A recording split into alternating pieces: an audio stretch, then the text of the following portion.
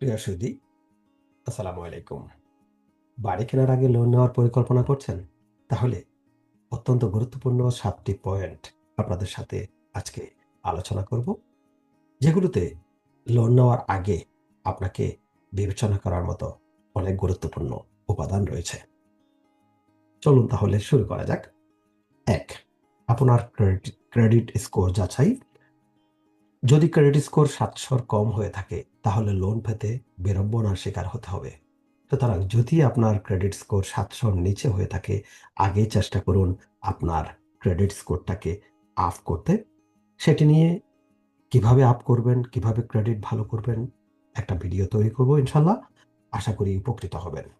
Number 2, down পেমেন্টের পরিকল্পনা। সাধারণত 5 থেকে 20% পর্যন্ত ডাউন পেমেন্টের জন্য রাখতে হয়। ডাউন পেমেন্ট যত বেশি হবে, মাসিক ইএমআই তত কম হবে। একটা স্থিতিশীল বাজেট প্ল্যান তৈরি করতে হবে, যাতে করে মাসিক ইএমআই এর সাথে মিল রেখে আপনার বাজেট পরিকল্পনা বাস্তবায়ন করা যায়। ইএমআই এর ব্যাপারটা হলো আপনার লোন অ্যামাউন্ট এবং আপনার মান্থলি যে ট্যাক্স, দুটো একসাথ করে যেই টাকাটা হবে মান্থলি আপনাকে দিতে হবে, সেটি। নাম্বার 3, লোনের ধরন বুঝে এগোতে হবে।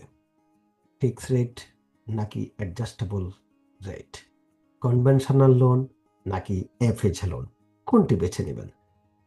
সবচেয়ে জনপ্রিয় কনভেনশনাল লোন, যেটা হলো ফিক্স রেট মর্গেজ যেটাকে বলে থাকে।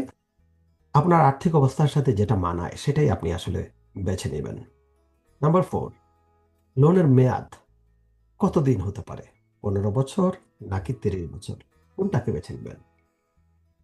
কম মেয়াদে হলে সুদ কম হবে, 15 বছরের জন্য হলে সুদ অনেক কমে যাবে, 30 বছরের জন্য হলে সুদ বেশি হয়ে যাবে। তাই আপনার ইনকামের সাথে সামঞ্জস্য রেখে আপনি আপনার লোনটা বেছে নিন। আপনার যদি মাসিক ইনকাম 5,000 হয়, আপনি যদি 30 বছরে যে হিসাব আসবে সেই হিসাবে মান্থলি মর্টগেজ পরিশোধ করতে পারেন, তাহলে সেটাই বেছে নেওয়া উচিত। 15 বছরটা বেছে নেওয়া উচিত না, কারণ অলমোস্ট ডবল হবে 15 বছরে যদি আপনি পে করতে চান মান্থলি মর্টগেজ। সুতরাং 30 বছরেরটা বেছে নেওয়াই উত্তম, যদিও বেশি ইন্টারেস্ট আসবে। Number 5, pre approval. আপনার যদি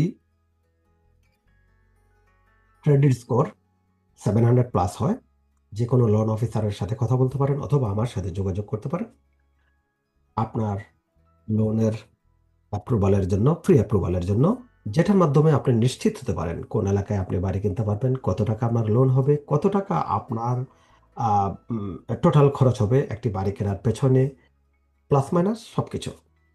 নাম্বার 6, লোনের শর্তগুলো ভালোভাবে জেনে নিন। অনেক সময় ছোট ছোট শর্ত, যেগুলো ছোট করে লেখা থাকে, সেগুলো আহ, আসলে জেনে নেওয়া উচিত। প্রয়োজনে লোন অফিসারের সাথে ক্লিয়ারলি কথা বলে নেওয়া উচিত এবং সাইন করার আগে পুরো চুক্তিটা পড়ে নেওয়া উচিত বলে আমি মনে করি। নাম্বার 7, আপনার ফাইন্যান্সিয়াল স্টাবিলিটি যাচাই করুন। চাকরি, আয়, খরচ সবকিছুর সাথে সামঞ্জস্য করে আপনার যে আয় ব্যয়ের হিসাব, সেটার সাথে মান্থলি মর্টগেজ কত হবে, মান্থলি আপনার অন্যান্য খরচ সহ সবকিছু মিলে আপনি কত টাকা অ্যাফোর্ড করতে পারবেন সেটি হিসাব করে চলাটা অত্যন্ত বুদ্ধিমানের কাজ। আহ আসলে সবকিছু যদি ঠিক মতো চলে, তাহলে বাড়ি কেনাটা অত্যন্ত সহজ কাজ। আর এই 7টি পয়েন্টের কথা বললাম, এগুলো যদি আপনি ঠিকভাবে মেনে চলতে না পারেন, আপনার আহ, যদি লোন অ্যামাউন্ট আপনার ঠিক মতো ফ্রি অ্যাপ্রুভাল না হয়, আপনার স্বপ্নের বাড়িটা কেনা আপনার জন্য ঠিক হবে না। নাম্বার 7-এর পর গুরুত্বপূর্ণ একটি বোনাস টিপস, সেটি হলো আপনি যদি আপনার লোন অফিসারের সাথে কথা বলেন অথবা একজন লাইসেন্স রিয়েলটর সাথে কথা বলেন, তাহলে একটি গুরুত্বপূর্ণ কথা অবশ্যই বলবেন। সেটি হলো কোন এলাকায় আপনি বাড়ি কিনতে চান, এটি বলা অত্যন্ত গুরুত্বপূর্ণ। নতুবা আপনার লোন অ্যামাউন্ট এবং আপনার ট্যাক্স অ্যামাউন্টের সাথে বড় রকমের একটা কনফ্লিক্ট তৈরি হবে। দেখা যাবে আপনি যখন বাড়ির জন্য বিড করবেন, আপনি হয়তো বিটে জিতে গেছেন, কিন্তু আপনার লোন এবং মর্গেজ অ্যামাউন্টের কারণে, ইন্টারেস্ট রেটের কম বেশির কারণে বাড়িটা আপনি কিনতে পারছেন না, আর তখন আসলে অনেক খারাপ লাগবে। সকলের জন্য শুভেচ্ছা। আজকে এই পর্যন্তই, ভালো থাকবেন।